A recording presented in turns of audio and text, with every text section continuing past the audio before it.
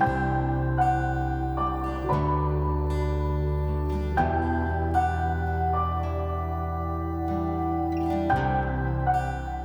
started this project with three big questions. First, why and how the transcultural aspects of human hospitality is deeply connected to divine hospitality. I cannot emphasize enough about the importance of hospitality within any community.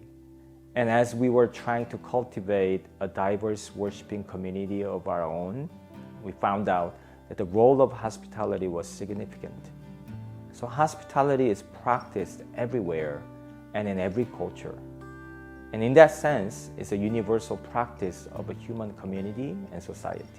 So I wanted to find out how this transcultural aspect of hospitality is deeply connected to the hospitality of Triune God, divine hospitality.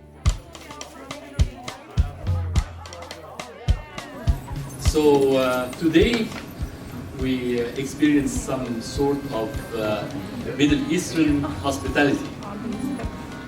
And this is the way it is in the Middle East. I mean, whenever we celebrate, we eat. So if we are happy, we eat.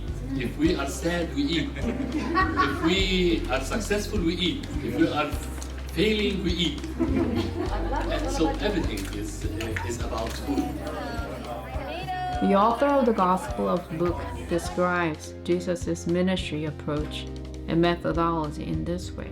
The Son of Man came, eating and drinking. In the ancient context, sharing a meal fellowship had a special significance because it meant they were identified with those who shared the meal table and were accepted in the community.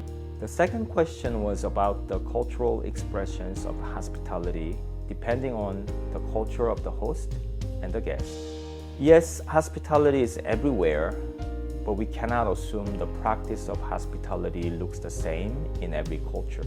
In fact, that assumption kept creating tension and sometimes even conflict within the community because of the cultural differences of the host and the guest. So when we have guests, so the man of the house, you should like always stay standing and welcome the guest. Like every 5 minutes, you should repeat like welcome every 5 minutes. In Colombia, when you say guests, when someone says, hey, I'm gonna come over to your house and visit you, you assume it's one person, but you cook for 3 or 4, because you never know who's showing up.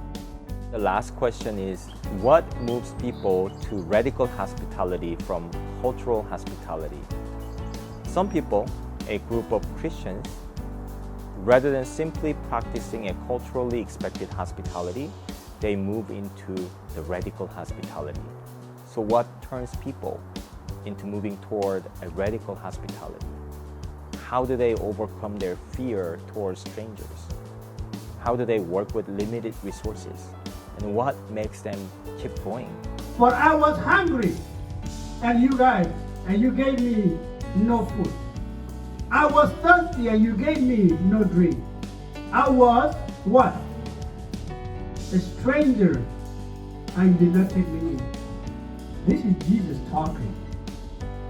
I was a stranger, and you did not welcome me in. It's risky, yes, but it is worth it.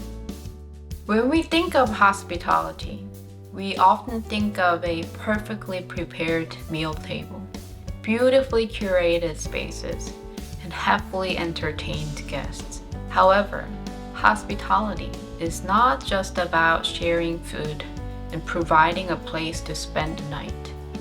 Biblical hospitality at its core is about welcoming people and providing a space for God's Spirit to move, just like at creation.